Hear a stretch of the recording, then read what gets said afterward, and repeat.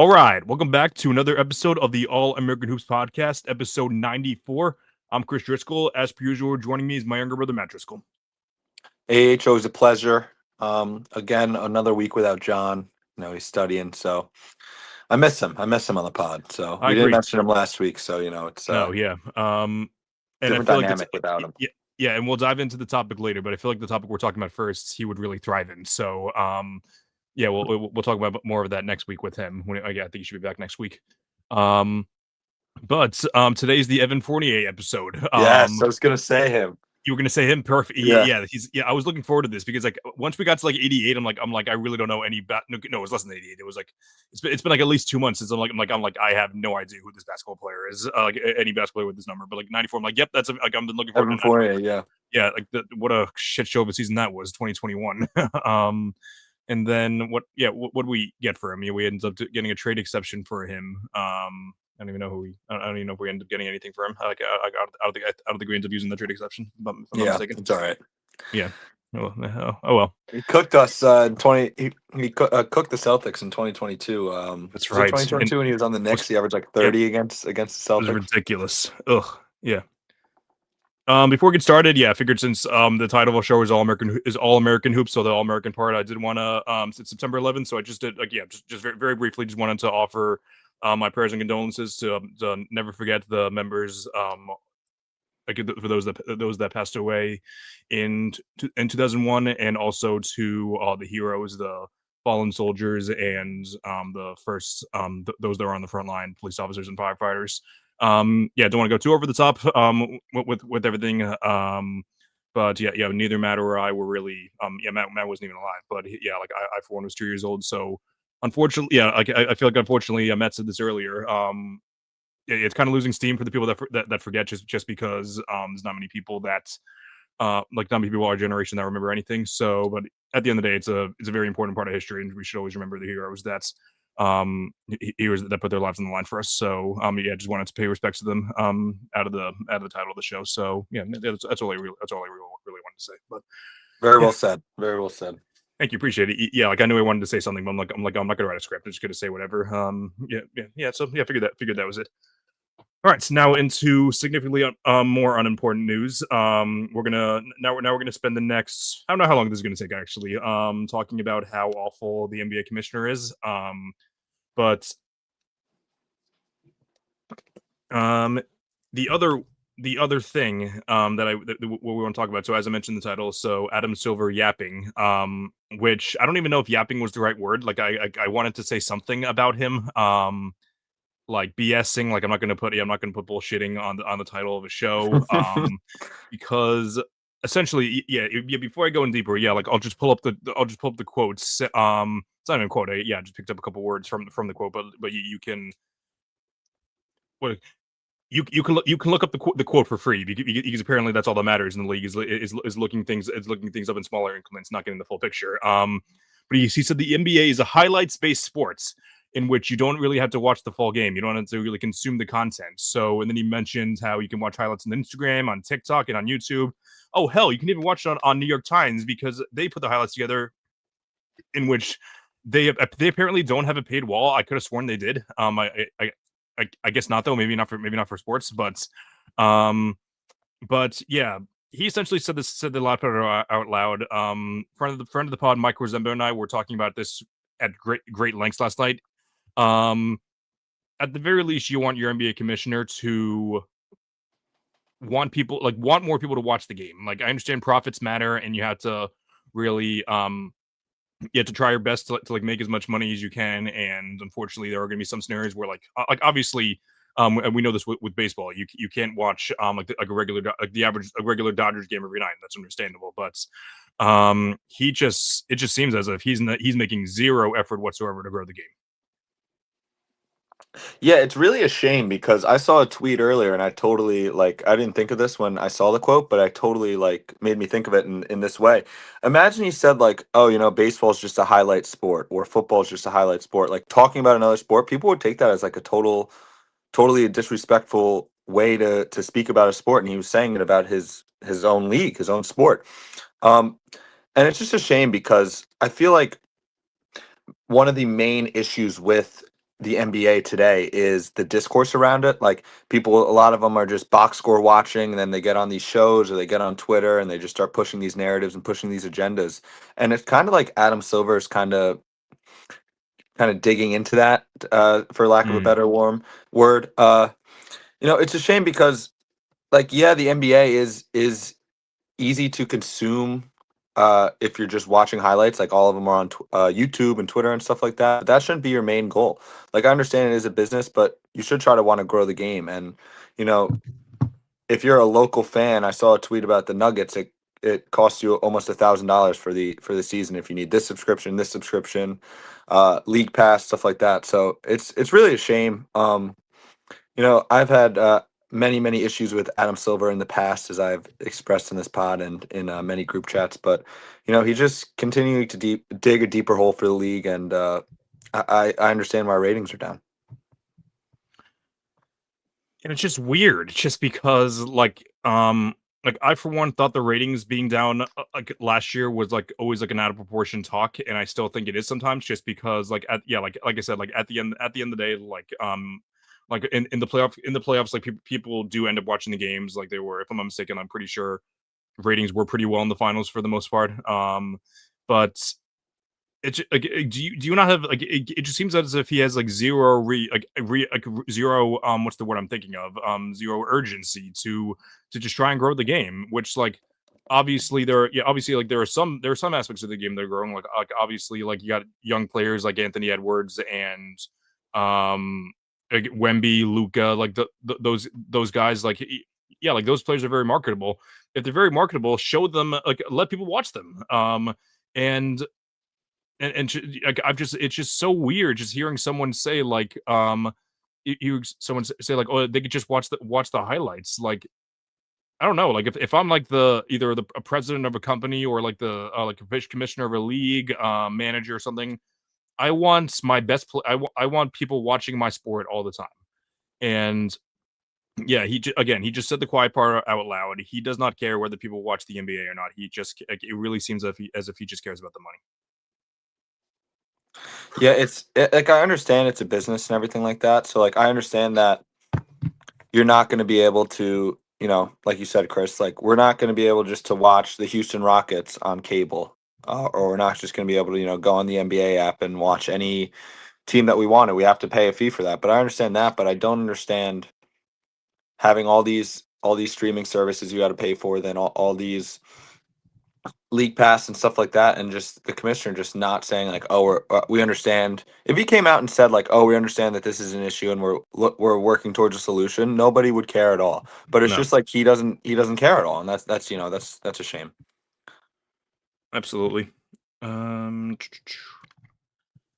yeah, I'm very interested though, just because like I don't know, like people slip up during interviews sometimes, and but yeah, this seemed like to be like a pretty bad one. But I don't, yeah, like I yeah, I just don't know what's gonna happen. But like yeah, just the fact that that he's putting on games starting at 11 o'clock next year. Like I remember last year one of the games started at like 10:30, and I just like didn't watch a second of it, and that's coming from someone who watches every Celtics game ever. But yeah, I'm interested to see what what exactly NBC's plan is for the future of the NBA. Just because obviously they made the big deal now, so like obviously they're going to make a lot of money regardless. But at the end of the day, you can make all the money in the world through like sponsorships and everything. If people aren't watching your sports, it's eventually going to die. So yeah, who knows what the plans are for the future. Um, yeah. Is all you want to say? Yeah. I feel like I said everything I want to. Yeah, I guess one more thing is just like Sure. he Yeah. knows he knows that, even though ratings are down, they just had that big deal with Amazon, and it's the NBA. Like he knows that it's not going to die for a little bit. Like it's going to take Right. time, and they're making billions of dollars a year anyway. So I don't think it's a main concern. But I think that's the issue I have, is that it's not a main concern. It totally should be the main concern about Mhm. how do we get our product to the most people possible, and how do we grow the game. And it doesn't seem like that.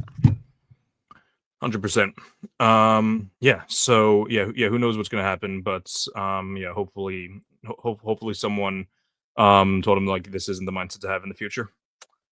Yeah. So, next thing, we're at the final parts of ranking every single position for active players. Matt, I'm interested in this one just because I feel like they're gonna be like I feel like there gonna be some instances we're gonna agree on a lot, but like I feel like there is potential for us to disagree on a lot. So I don't know if you feel the same way. Yeah, just because I feel like they're pretty polarizing players on this list. Yeah, I totally agree, and it's a pretty deep position It actually. is. So, Yeah. like, I was talking about, I mean, just spoiler alert, Daniel Gafford's not on my list, but I was just thinking at work Right. today. I was like, oh, I Yeah. wonder if Gafford will be in my top 10 because I think he's a very very solid player, and he was I think 15 on my list, so not even That close to makes the top sense. 10. So Yeah, I don't even know. Yeah, he didn't make my top 13, so I don't even know if he would have gotten past that. But let me check. The big thing for me actually was, and yeah, I'll start off by just giving the honorable mention because he wouldn't have cracked my top 10, but oversight that he, yeah, like the same thing happened a couple weeks ago with me. I forgot who it was, but yeah, Porzingis just didn't make my list altogether. That was that, despite what it might seem like, that wasn't out of spite. That was just out of I like ranked him like under the position, like under like the division, but I didn't rank him under the conference. So I don't know exactly where I'd put him, but probably wouldn't be top 10. So yeah, he was an interesting one to rank for sure. But for Gafford, I don't know. Like, would he have been? yeah, He Gafford was probably just like an example that I thought of because he's just yeah. like Uh-huh. I feel like power forwards and small forwards the list got thin pretty quick. Like and Exactly. Yeah. yeah. We were like putting like I forgot like yeah, point guards is a deep list, but like yeah, two guards was the one that we were pulling teeth on. But yeah, interesting for sure. But yeah, to answer your question about Gafford, I'm pretty sure that I had him at I'm pretty sure I had him at 16 actually because yeah, okay, I was wrong. I Porzingis at 15, and then I have I think that's Gafford at 16, Yeah, or is that I forgot about KP too, so I think yeah? Gafford would be 16 for me as well. Okay. Hang on a second. Like, there's actually Jesus Christ. There's a couple players that I'm missing. Yeah, I'll keep going down the list. Yeah, KP was at 15. Then actually, I have Walker Kessler at 16, Nick Claxton at 17, and then I guess 18, 19. I have like a toss up between Gafford and Lively actually. But wait, is Lively even playing this year? If he was injured for a little bit, I don't know. I He forgot had what his foot injury was. surgery. I think he's going to play this year. I mean, Okay, I know he was out for the rest of last year. he was. So yeah, that'll be interesting for sure. Yeah, I kind of I spoiled away the back end of my top 11 through 20, but yeah, you want to give your honorable mentions? Yeah, so I have a couple honorable mentions here. Just to start at number 15, I have Isaiah Hartenstein. I wanted to put him higher on the list, but a lot of these guys are pretty close in the honorable mentions. I think at 14 I have Mitchell Robinson, who you can argue about Hartenstein and Mitch who's better. Obviously, Hartenstein on the offensive end is more versatile and a more complete player. But Mitchell Robinson's defense was truly game changing and series altering in the Celtics Knicks That's series right. this year. Hmm. They were a way better team when he's on the court. So if he stays healthy, I mean, he won't be a top 10 center at the end of this year, but I think he could surpass a couple of these guys. Um, so that means that was number 13, I said, right? Or is that I think so. 14? Oh, okay. I'll just list Yeah, out a couple more. sure. Miles Yeah, Turner. I love I got him at Miles 13. Turner. Yeah, I'm a huge fan of his game, but his stats weren't really there this year. He gets injured every once in a while, and he has his lows are pretty low. So I had him at 12 or 13. Then I had him at 12 because at 11, sorry, Chris, no, you're good. I have Rudy Gobert. Oh, He did not make my top 10. I wanted to put him in my top 10, but it's just that's fine. the offensive I should have won the jersey.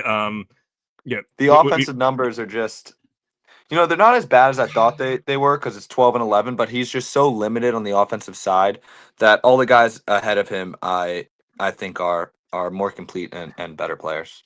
and thing is, like in his prime, he was a solid lob threat, and he could like catch the ball, but just like you talk about the numbers, just eye test wise, you watch the game, he can't catch the ball. He has stone hands. Can't really put the ball in the rim unless he's like 2 feet under the buckets. Or unless Yeah, it's a closeout game versus the Lakers. that's that's true. Obviously, yeah, I can't imagine that happening again this year though, especially with Can't believe I'm saying this. I think that DeAndre Ayton would actually do a much better job than whoever the Lakers had at center that night because I think it was Dorian Finney-Smith, honestly. But um, God damn it. 2 on Homer. Is that what you're Yeah. talking about? Yeah. Yeah. Matt, who'd you have at number 12 again? After So let me before count Gobert, 11, 12, 13, 14. Oh, 12 I had, sorry, Miles Turner. it was Miles Turner. Okay, so I yeah, think so I think you could put Turner over Gobert. you could, yeah. Um, Yeah, so I had Miles Turner at 13. Obviously, obviously, like an essential piece to the Pacers, making the finals. And like it's nothing personal with him for me, but like just like him leaving to go to the Bucks. I was like, oh damn, I can't. I was like, oh my god, just like, what are you doing, The man? But longest tenured Pacer. yeah, it's wild. At number 12, I have Jared Allen. I don't know if you, I don't know if you cracked your top 10 or not. He did. Okay, so, um, yeah, yeah, he was, yeah, Jared Allen, one of the best defensive players in the league. There's talks about, there's not even talks, but like there was, I guess you could say, what's the word I'm thinking of? Like, yeah, like, just speculation of like him maybe being traded next year. I'm very, intrigued at the idea of that happening just because I feel like I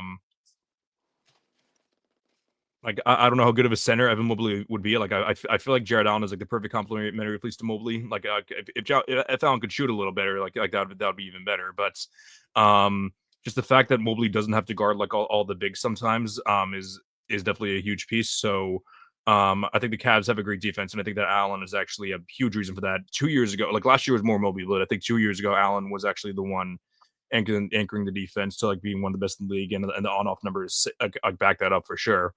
And at number 11, this is going to seem a little low, but I actually have Ivica Zubac. But yeah, the reason I have him outside the top 10 is because like heading into the year, I feel like he was like either chest inside or just outside the top 15. He had a career year, which like justifies what if you want to put him in the top 10 for sure. But most of these guys are either young guys who are going to clearly surpass him this year, or they're like veteran guys who I think were better for like most of the career. And I just don't know if anything, and I just don't know if 1 year validates putting him a lot ahead of some of these guys that are in the top 10. I forgot Zubac on my list. I forgot him for a second too, but but then I checked Nerd Sessions list, and that yeah they Oh, had I should have done that. yeah Damn it. All right. Let me think for a second here yeah where I take your put time him. yeah Are we just going for number 10? Because I think who I have number 10, I think Zubac is, I would have better him than over. Yes. you think you'd have Zubac at 10? Okay, yes Oh, so no, no, I who wouldn't have Zubac in 10. oh, you would not Let me okay look. so okay got it I would got it have him a little higher on my list. like more like in between like 12 and 15 maybe probably No, no, no. I'm saying oh better but okay yeah, better. oh better okay Um so okay should okay I so start with 10? why don't you? So do you start with 10 or do you start with Oh the guy crap, who that would you be 11 then. All yeah right. so who you would have had at 10 yeah so that's your last honorable mention so yeah go ahead. Damn it. I don't want to leave this guy to my top 10. Matt, it's okay. Jared Allen is my 11. All I right. was gonna say it's okay. You don't have to leave Nemusketa in your top 10. Yeah. So Jared Um, Allen would be my 11th.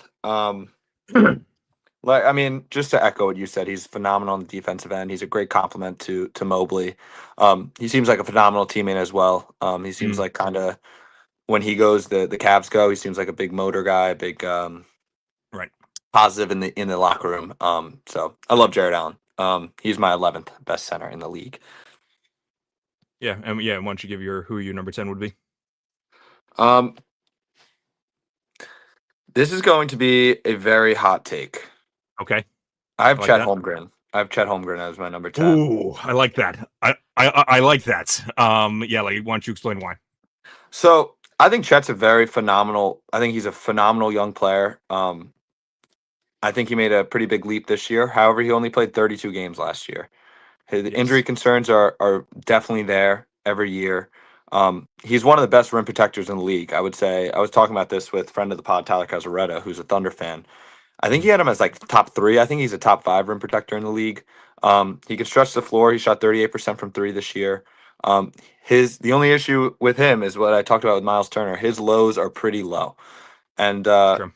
obviously him and Hartenstein were a phenomenal front court. They anchored a tremendous defense this year. Um, and I think maybe Chet will come out this season and make me eat my words, but I think these guys ahead of him will have better years. Yeah, I don't hate that at all. Yeah, I'll give my justification. Yeah, so obviously I have Chet higher, but yeah, I don't hate that at all. Like he's 2 out of his first 3 seasons, he just hasn't played. And obviously, yeah, he played pretty well in the playoffs, but like people knew this going in is like his body type doesn't always it's not always good long term, but yeah, like I don't know if I don't know if 10's gonna end up being too low down the line. It could be, but yeah, like, it all depends on health and it all depends on how consistent he gets. But like, which I do think he'll get more consistent as he ages. But interested to see how that works out. But yeah, at number 10, I do have my guy Rudy Gobert. Yeah, everything with him. I think that he's the best rim defender in the league. I think that he's overall, even with his below average, probably perimeter defense. I still think that he's one. Like, I still think that he's a top 3 defender in the league, probably outside of Wemby and AD, in my opinion. And yeah, and yeah, like his offense is low, but like I just think that his all time great rim defense is what's justifies leaving me in the top 10 for centers. And yeah, he started out pretty slow last year, but like towards the end of last year, he really ramped it up, which is why he ends up making. I think it was all defensive second team. Yeah, I had him making first team, but yeah, even with the down year last year, he clearly missed Cat for the first half of the year, but it's easily one of the best defenders in the league. And yeah, I understand why you want to have him in top 10, but like he's pretty like I'm happy with the decision to leave him at 10. Okay, so Yeah, I you mean, yeah, it's so a Rudy Gobert stand podcast. I have Chet at 10. yeah, so that's right. Just want to make sure. Cool. So Mattis Chet at 10, I have Gobert at 10, and number 9. This is where I have Big Zubac. Yep. A career year last year. He was awesome on both ends of the floor. He averaged 17 and 13, 63% from the field. Just a phenomenal player. Played 80 games. He didn't get hurt. But yeah, I mean, we kind of mentioned him earlier. Zubac at number 9. Yeah, beginning of the year, I didn't watch a ton of the Clippers just because, yeah, they're the Clippers. Like, and I remember like they were playing well, but like not great. But like I just remember, yeah, Harden was the one getting all the praises because Kawhi was out, and people saw it as like the Clippers and Harden doing this carry job, and they were debating it on numbers of the board. Actually, I forgot which one was it. I think it was I'm pretty Mike sure it was said he would rather have Mark Williams. Oh no, was it Nick Richards? I think it was Nick Richards actually, but Yeah. it was no, so that was one of them. But like I forgot like a couple of things, but like so one of them was debating in favor of Harden, like and like why he should like be like an all-star, and then someone said like oh, what's the reason that the Clippers are doing so well? And then like one of them started over his words, and then KB said like, dude, why are you stuttering over your words? It's because of the defense, and it's because of Ivica Zubac actually. Um so yeah, and like it's something like I'm like oh, and then I check, I'm like okay, second in defense, and then I didn't realize that like the Clippers have had like really good depth for defense, but no, it was because of Zubac why their defense was so great. So I know that Simmons had him like I don't know if Simmons had him, but like he was like very close to voting him for the All NBA team. I personally did not because like I thought that a couple other more players were deserving, but I wouldn't have scoffed at that idea at all if he would have ended up making it. Yeah. Yeah, Phenomenal year. absolutely, yeah. And only hoping for like in it, and now him paired up with Brook Lopez as the backup center will be a lot of fun to watch too. Yeah, Brooks a little washed now, but it still should be a lot of fun. My number 9, I don't know if it's too controversial or if it's I don't know if it's too. I don't think it's controversial, but however, Rockets Twitter would definitely disagree with me. I have Alperen Sengun at number 9. Whoa. Yeah, you have him on your list, right? Yeah, just want to make sure. Yeah. Yeah. So, Sengun again, interesting dynamic, just because like similar to Zubac with the Clippers, like it was really more teammates than like the one guy. But at the end of the day, the Rockets were the second seed last year, and he was the best player on the team for that. Yeah, like it was him probably best for most of the year, and then Amin was probably best for like a couple month stretch there. but I really felt like it was more the defense and more the team dynamic than it was Şengün. Like, which maybe you can give Şengün credit for, like being able to like take the back row and like let the other players take over on certain nights. But I just don't think he's as dominant on the offensive end, and I also don't think that his defense makes up for like the two. Like, yeah, so like I don't think he's anything special. Is the thing. Like I think he's a very talented player, but he doesn't have anything special. I think that's my problem with him. I'll disagree, but I'll discuss more Oh, when I get to okay. him on my list. Yeah, sounds good. Sorry, so we're on number 8. Yep. 8, I'm between these two guys for 7 and 8. And the thing is, one guy puts up better numbers, but the other guy I think could be a championship type player. Okay. Here's the thing is, I'm gonna put number 8. I'm gonna have Bam Adebayo. Okay. I think number 7. I think he'll have a better statistical year, so that's why I'm putting Bam at 8 because I don't think the Heat are going to be that good this year. But Bam, I mean, one of the elite two-way players. He truly can go 1 through 5. I mean, we've seen it in many playoff series and everything like that. So that's right. Yeah. I have a feeling the guy who I have is the guy who is the guy you have at 7. I have Domantas Sabonis number 8.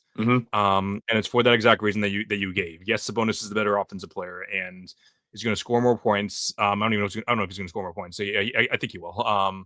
He averaged one more last year. He averaged one more, 19 to 18. Yeah. Yeah, so he's going to be far more efficient, and he's going to play make a lot better. He's going to like be like the floor general at a more efficient level than Bam.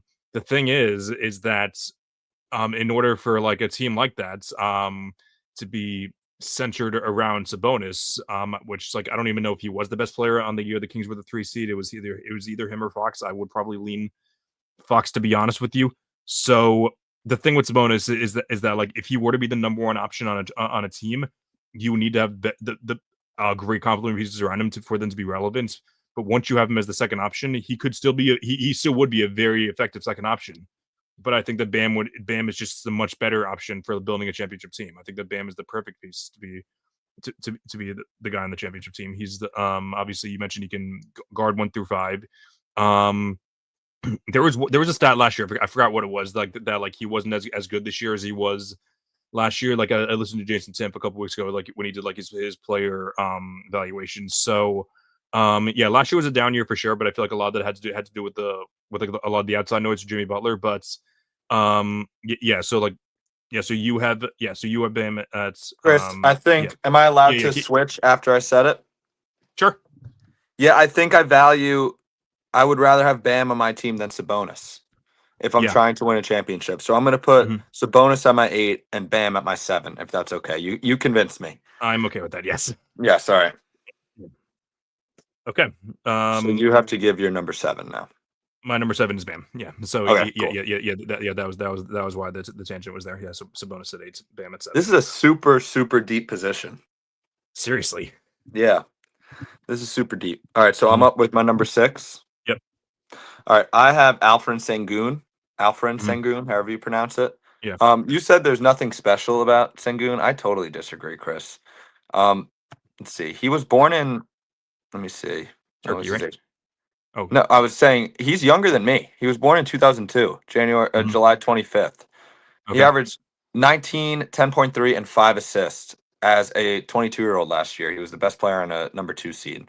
His playmaking is unbelievable. I think him and Kevin Durant this year are going to be very, very fun to watch together as the front court.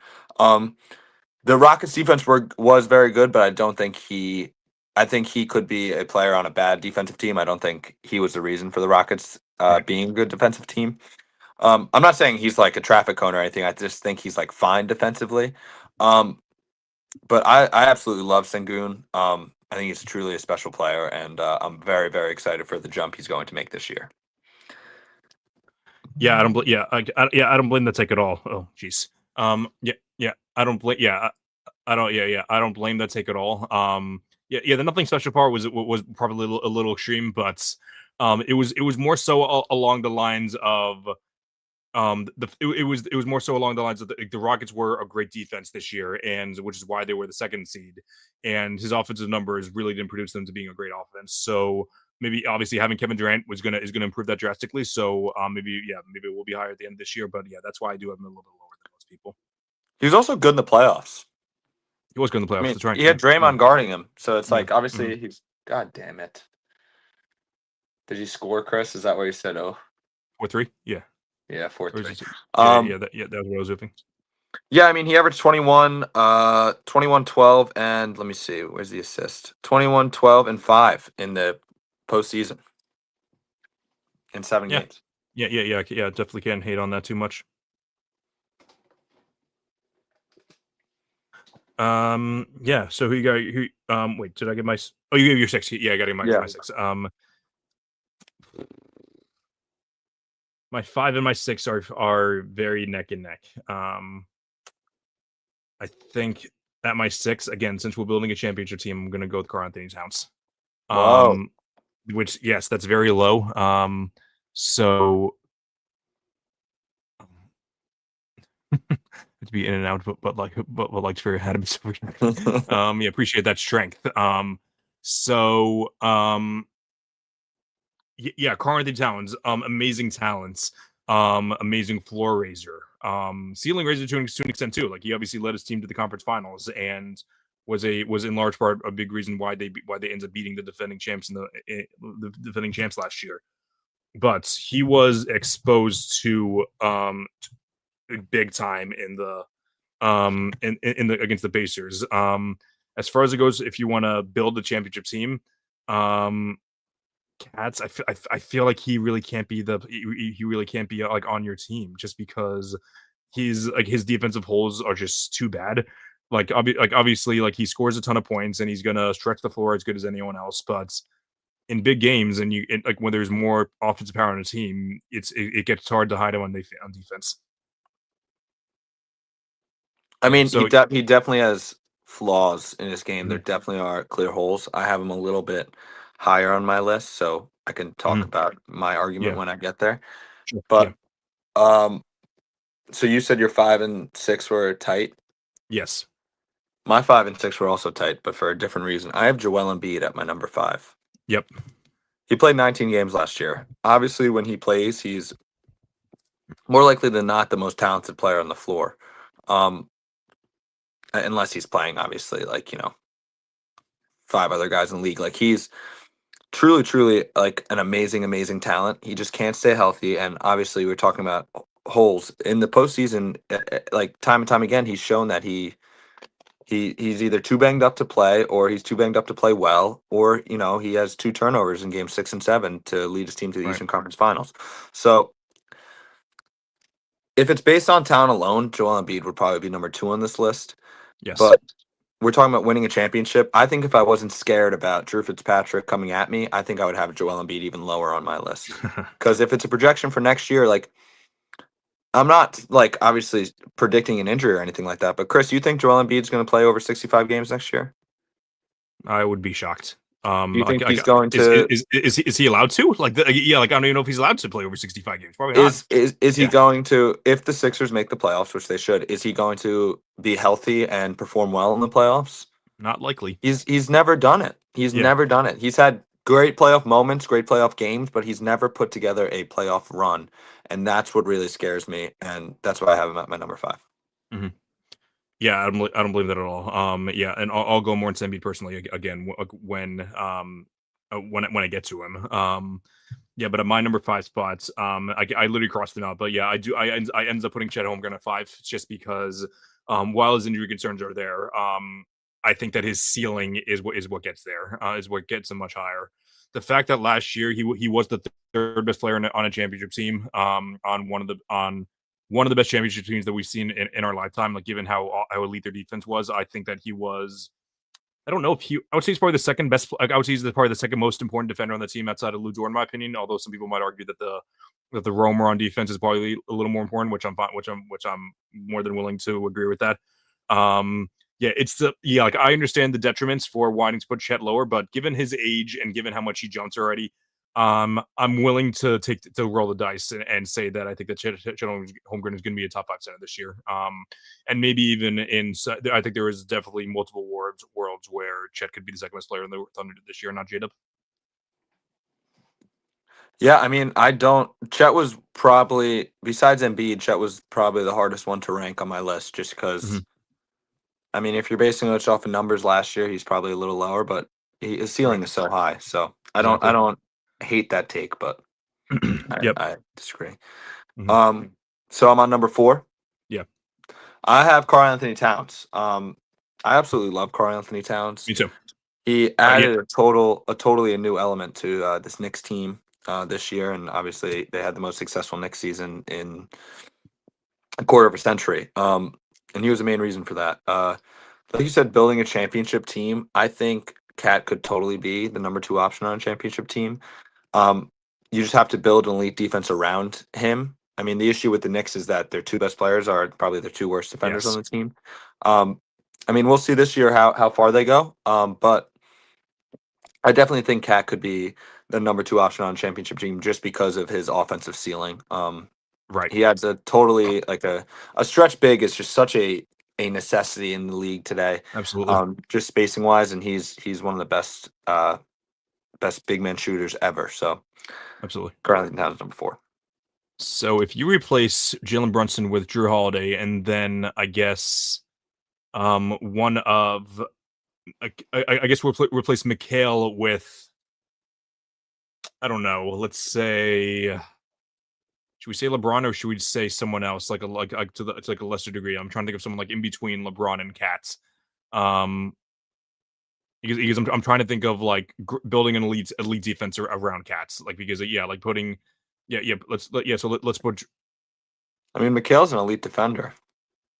Yeah, I know he is, but like I wasn't about to say like, oh, if you replace Jalen Brunson with Drew Holiday, like yeah, like I wanted the Oh, you player need to, like I wanted a player to how about this? I wanted a player to like to like Brunson's caliber, but like but like at the wing and much better on defense. So I mean, you could say like I mean, I could say LeBron, Anthony I guess. Edwards is a pretty good defender.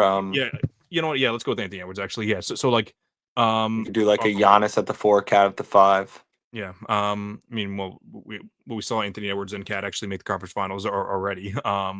But but yeah, like I also feel like there were a couple other reasons for that why they lost. But yeah, well, if you put like a starting 5 of Cat, like around Cat, if Cat's the 5, then you put Drew Holiday, Anthony Edwards, OG, and let's say I don't know, like a great 4 defender, whoever. But I mean, yeah, Cat could play the 4. You could put Mitchell Robinson at the 5.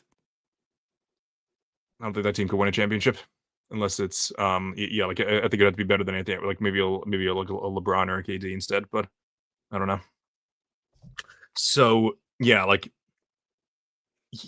yeah, the thing, the thing is with Cat, I don't, yeah, like I don't know, like yeah, like his offensive ceiling is extremely high, which is why I understand leaving him in the wanting to keep him in the top 5. But the all 5 of my guys outside of who I've won are elite defenders, and that's why that's the main reason why. And I guess Cat's probably better on all of them on offense except for the guy who I haven't won.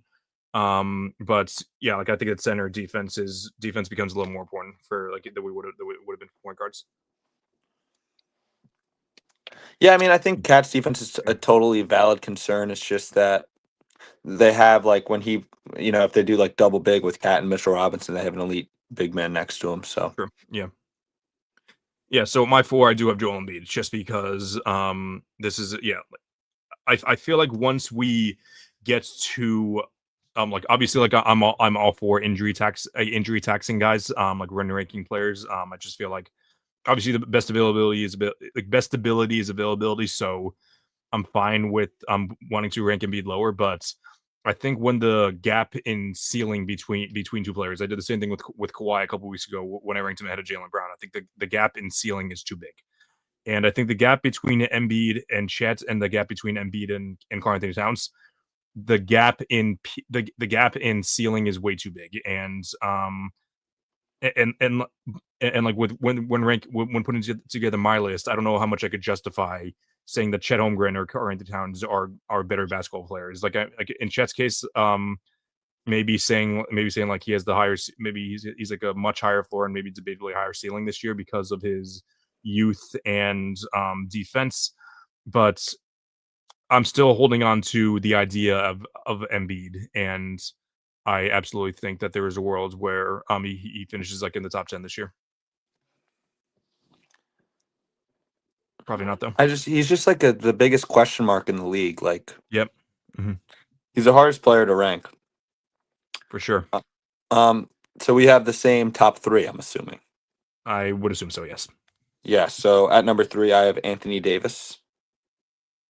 Do you That's why I have have the as well. same or okay? Yes, I Okay. do. Yeah. Hmm. Yeah. Anthony Davis is truly a phenomenal basketball player. I mean, Yep. I feel like every year from October to January, Anthony Davis is like in the MVP conversation. And then he kind of falls off because he either gets hurt or slows down a little bit. But then in the playoffs, he's one of the best player performers of our generation. So I have a total. Yeah. I totally respect AD, and I just think the other two guys ahead of him are just generational talents, and that's why I have him at three and not higher. Yeah, for sure.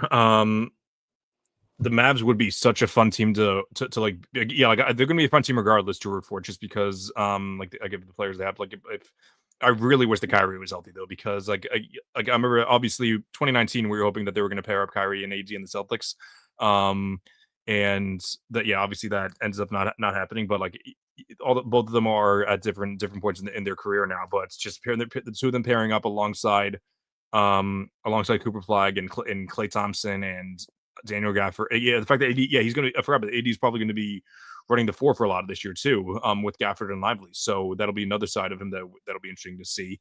Yeah, but one of the best two-way players of our generation, and also one of the most pluggable players in the league as well. Just like the fact that he can play both the four and the five. He can shoot outside the mid range. He's not as good of a 3-point shooter as he used to be, but yeah, easily at his best, 100 a top 10 player, and there are some nights where he's a top 5 player as well. Yeah, his ceiling is so high. That's the thing. But the guy at number two, I mean, his ceiling is like one of the greatest players of all time. That's Victor Yep. Wembanyama. Hmm. The Spurs are gonna be super super fun to watch. I can't wait to see a full season of Fox and Wemby. He's supposed to be back for opening night, right? Like he's all ready. He's all good. Yeah, I think so. Okay, cool. Yeah. Yeah, and then they're a young team. They're going to be super fun to watch. I think we'll see them in the postseason this year, hopefully. And I mean, one of the best defenders in the league. He's probably going to win the next 10 defense players of the year Hmm. award. So he just has to stay healthy. Yeah, that's literally the only thing for him. Yeah, don't watch that by the way. That's yeah, unfortunately. But what was I gonna say? Oh, oh yeah. Obviously, yeah. The thing with Wemby, yeah, it's only about staying healthy. He's already shown flashes of being a top 5 player. Like not even like there were talks about him making first team All NBA this year, and like I'm talking about this past year. Like if he didn't get injured, like it would have been a discussion. I don't think he would have. I think that's like a lot of the voters are still going positionless, or still going by position, which is why I think he's gonna I think he'll be second team All NBA for the next couple years at the very least. But um, friend of the pod, Aaron Schroeder, like yeah, he came out with his list a couple weeks ago. He thinks that Wemby is going to be the best player in the league this year. So I think that's a little much to say right now, but crazier things have happened than a guy entering his third year being the best player in the league, because like LeBron was debatably the best player in the league in 2007. That would have been his fourth year, but who knows? Guys 7'4" and he's quick and he can shoot the ball well. Not shoot the ball well, but like for a center, he can shoot the ball well. But yeah, it's just bonkers. Yeah, just generational talent. And speaking of generational talents, number one on my list is the best player in the league, Nikola Jokic. Yep. Um, I wonder when he's going to slow down because I think last year was his best season. Maybe 2023 because he won a ring, but I mean this year wasn't his fault that they lost at all. So, No. um, I mean he's just so good, and I think his game is going to age pretty well because he's already a negative defender, and I mean he doesn't use any athleticism in his game, so I think he's going to age pretty well. But yeah, I mean he's probably going to win MVP again this year. Should have won last year, debatably. I mean, I was okay with SGA winning, but um, He could have won the last 5 MVPs, and he's probably going to win again this year. Absolutely. Okay. All right. So while Matt continues to have his heart attack over watching the Mets because they stink, it's so bad. unbelievable. It really is. The fact that I wasn't satisfied at all with the 4-0 lead in the first freaking inning. Like, what are we doing here? Yeah, they're a bad team. They're not going to make It's the playoffs. I said mediocre. Like I said mediocre last night. They're not they're not a good baseball team. They've been bad since June. It's Yeah. awful. They have one of the worst records since June 1st. It's June 3rd. Like I think it them was and like June. the Nationals. Yeah, June 13th. They were since June 13th is it's the fourth worst record, which is horrendous. So, there's a reason why I didn't do any baseball for tonight as well, because that's too depressing. So for a few weeks, I've been asking John, Matt, Clem, and Clemmer some of the trivia questions. Matt asked me trivia question last week, so I've never tested Matt individually on his top 10 trivia. So we're gonna do that tonight. How you feeling? I have no idea what the topic or anything about it, so I'm a little nervous. But okay. Yeah, this should be interesting. I think you'll be good with this one. But Matt, can you please tell me the top 10 players with the most assists in the 2010s? Most assists? Yes. Okay, so Chris Paul. Chris Paul is number 2. LeBron James. LeBron James is number 4. James Harden. James Harden is number 6. Russell Westbrook. Russell Westbrook is number 1. So 2010 to 2025? No, 2010 to 2019. To 2019? Okay. So I have... You have 1, 2, 4, and 6. So... And 6. Yeah, so 3, 5, and 7 through 10. 3, 5, and 7 through 10. Okay. Trying to think. Is Kevin Durant on this list? No. I don't Okay. Yeah, out of the key. I'm trying to think Not of on a the good top- point not guard. on the Is top Kemba 25. Walker on this list? Kemba Walker is not on the list. He's number 19. Number 19, okay. Trying to think of point guards. Tony Parker. Tony Parker is... I'm sorry, he's not number 14 on the list. Number 14. Steve Nash. Steve When Nash did he is not on the retire? list. Like 2013, I want to say. Maybe Yeah. 2014. So there's obviously some obvious ones that I'm missing here. There's a couple of them, I'd say. I said Harden? You did say Harden. I don't know how obvious, but like I would say if you're thinking point guards of the 2010s, you should be able to get them, I think. Point guards of the 2010s. Oh, Rajon Rondo? Rajon Rondo's number 3. Yeah, obviously. Yeah. Trying to think of who. There is one active player on this list. I think. Oh wait, no, there's more than one active player. Never mind. Active? I mean, yeah. Oh, Steph Curry? Steph Curry's number 8. Yeah. I'm surprised at that. Yeah, kinda. I mean, not that surprised, but yeah, we're like a little surprised. So I have 1, 2, 3. I have 1 through 4. 6 and 8. So you got number 5, 7, 9, and 10 to do.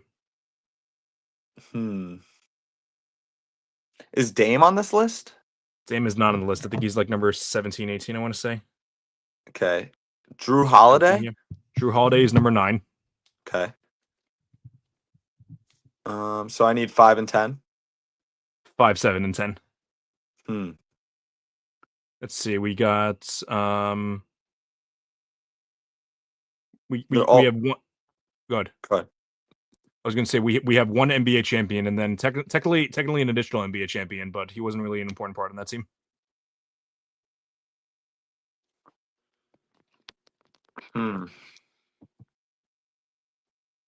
Wasn't an important part. I should clarify that player that player didn't win his championship in the 2010s though. So you want it early on? Wouldn't say that. Oh, 2020s. Oh, okay. Yeah. So it was probably... I would get away from him actually. He's like I feel like you should save him for last because that he Okay. might be a little tougher to get. Yeah, the two players ahead of him are much better players and much more well known. Much better players. So I need I would focus more on the one I said earlier, the NBA champion. NBA champion. So it was Lakers, Mavericks. I mean, Jason Kidd retired pretty soon after. Yeah, no, yeah, not Jason Kidd. Yeah. Then it was Heat, Spurs, Warriors, Cavs. Oh, Kyrie. Not Kyrie. 2017 was Warriors.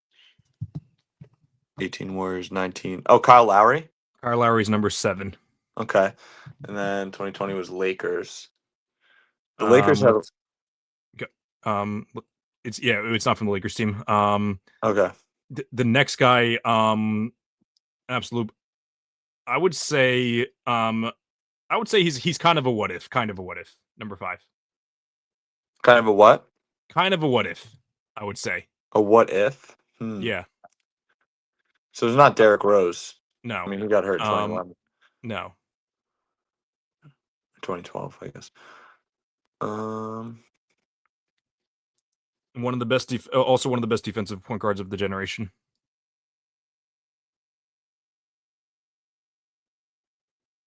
He retired a few weeks ago. Retired a few weeks ago? Yeah. Who retired a few weeks ago? Like Austin Rivers retired a few weeks ago. Yeah. Don't make me start dancing. What? Don't make me start dancing. Dancing? So I have 2 left. Yes. Sorry, this is worse than I thought I'd be. You're gonna kill yourself. If like once you yeah.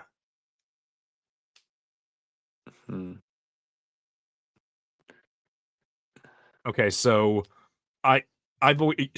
we watched him hit a super clutch shots in this room, and we were very upset about it. Oh, John Wall. Yes, John Wall is number 5. How did I forget John Wall? That's a terrible miss. That's terrible okay. miss. That's okay. And number 10, think podcasts. Paul George? He doesn't know. He doesn't have his own podcast, but like he's on a lot of podcasts though, I think. I don't think he might have his own podcast. I don't think so though. He's a point guard? Yes. East or West that he's known for? East. I think. Yeah, East for sure. So made the All-Star game once. Jeff Teague? Jeff Teague is number 10. No way. Yep. Yeah. I should have guessed Jeff Teague. That's okay. Yeah.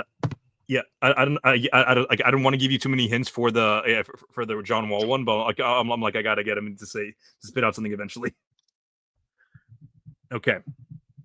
So for the last one we're gonna do, Matt, can you name me the top 10 NBA players with the most all defensive teams? Most all defensive teams? So this is first and second. Okay, so top 10? Yes. Okay, so Tim Duncan. Tim Duncan's number 1. Kobe Bryant. Kobe Bryant's number 2. Michael Jordan. Michael Jordan is number 9. Wow, number 9. LeBron? LeBron is not on the list. Actually, technically, Jordan's actually tied for 6 through 13, actually. So, okay. Yeah. Is that 9 defensive teams? That is 9 defensive teams. Okay. All right. And when did the all defensive team come into play? Just so I know. That's a great question. Let me. Like Kareem isn't on this list, right? Kareem is number 4 on this list. Actually. Oh, okay. Yeah. Mm-hmm. Yeah. So that's. I don't think there's anyone older though. Unless. Yeah, like I don't think Bill Russell's on this list, right? No, he's not. He doesn't have any. Okay. No. All right. So let's think of longevity and. All right. I mean, Shaquille O'Neal. No, yeah, I think Shaq only has 3, if I'm not mistaken. Only has 3? I think so. Well, really? you got to think who he was going up against, though. Yeah, Duncan and. Yeah. So I have. How many guys do I have? 4. So 1, 2, 3, 4. Technically, yes. Okay, so then Gary Payton. Yeah, so Gary Payton is one of the guys that's in the mix for for like who has 9. So he's one of those guys. So so technically you have 13 to do, but but if we get to 10 eventually, so Cool. he's one of those. So one of the guys with the 9, I'm actually willing. He's actually an ABA guy too. ABA guy, But Dr. yeah, J. no, so he played in the ABA, but he still has 9 all offensive teams in the NBA. I'll be honest with you, I don't think I would have ever gotten this guy. So when was the merger? It's not like Sidney Moncrief, right? No, yeah, no, not Moncrief. All right, let me think. Is Yeah, Clyde Drexler on this list? Clyde Drexler is not on the list. Okay. Is Drew Holiday on the list? Drew Holiday's not on the list. It hasn't been that long. How many current players are left? It's a great question. Let's see. 1, 1, 2. Yeah, 2. 2 current players are left. Mhm.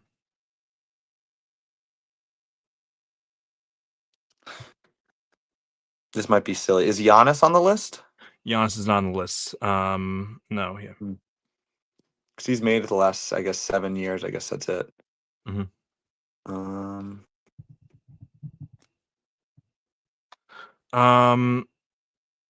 Let's think about like literally like you talk best defenders of his era for like the current day players. Why don't you, like think about that. Like That's what I'm trying to think. It's Yeah. tough when you're on the spot. Yeah, for sure. Best Absolutely. defenders of current era. Rudy Gobert. No, he only has 8 actually. Yeah, he just misses it. I guess like Anthony Davis is up there for best defenders of this era. He is up there, but yeah, he's not on the list. I'm trying to think of like older guys that are best defenders. Um, the 2010s is like LeBron, like Marcus Gasol. Like, there's no way Marcus Gasol has more than 9 defensive teams, yeah. though. Yeah. So think literally. So not only is he like older, he's also he's also still a great defender today. Like he's like still known to be like a top 5 defender in the league, according to me at least. Draymond. Yes, Draymond's number 7. Yeah.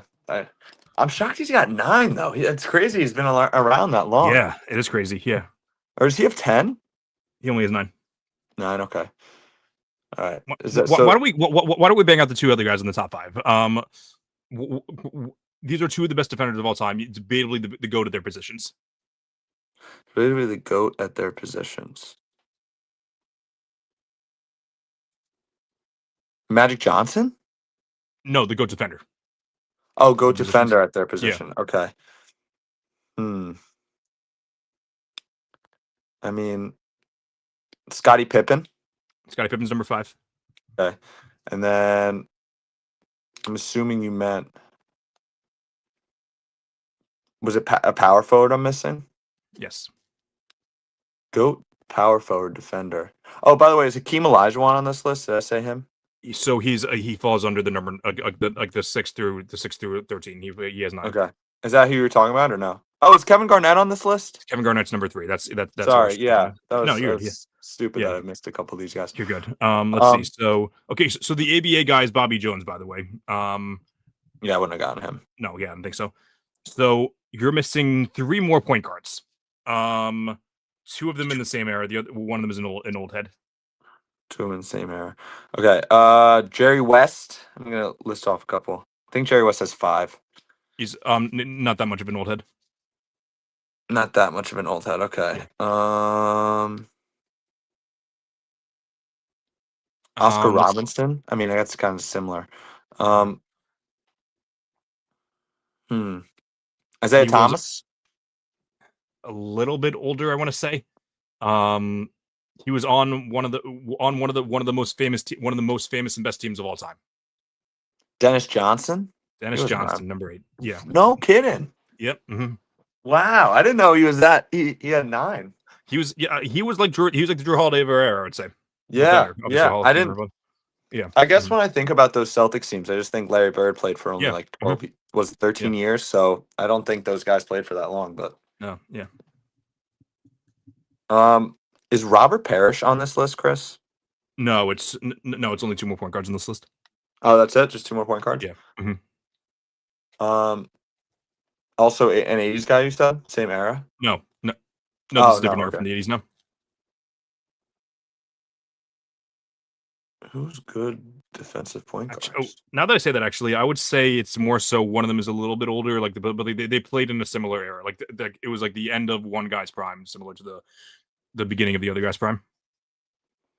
One of them is active today. One of them is an active point guard today.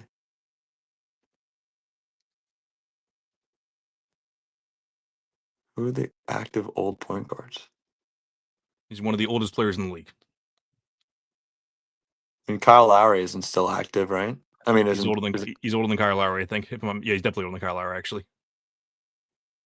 He's one of the best. He's one of the best point guards. Both these guys are 2 of the best point guards of all time, but this guy is. Chris Paul's on this list too. Yep. How did I not get him? Yep. So yeah, and then there's a guy that's a little bit older than him. I think he's more than a little bit older than him, actually. Now they say that out loud. So it's not Nash. It's not the opposite of Nash. The opposite of Steve Nash. So he's a scorer. No.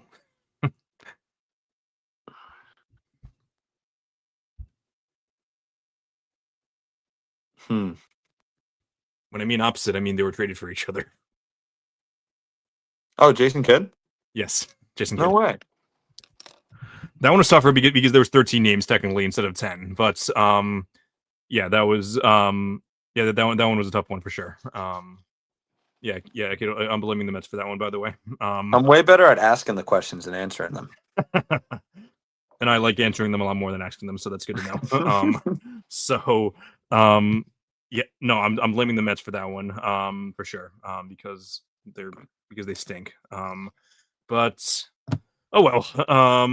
All right, so end of episode 94 is wrapped up. We're about a month away from the season starting, probably like a month and a week, I want to say. So very exciting things coming our way, not only in the NBA, but also from the All-American Hoops content. Be sure to keep an eye out for that.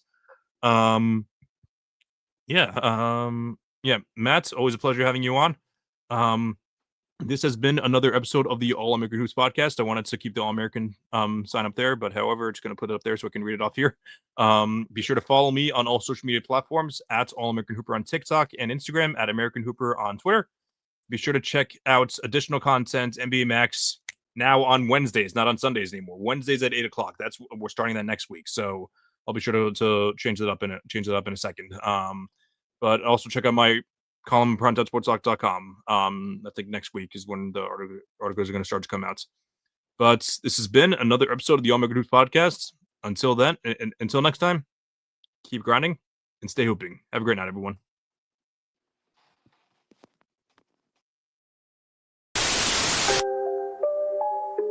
Oh, Canada. Put on a suit, drink water, don't drink and drive. Hey, man, call your mother.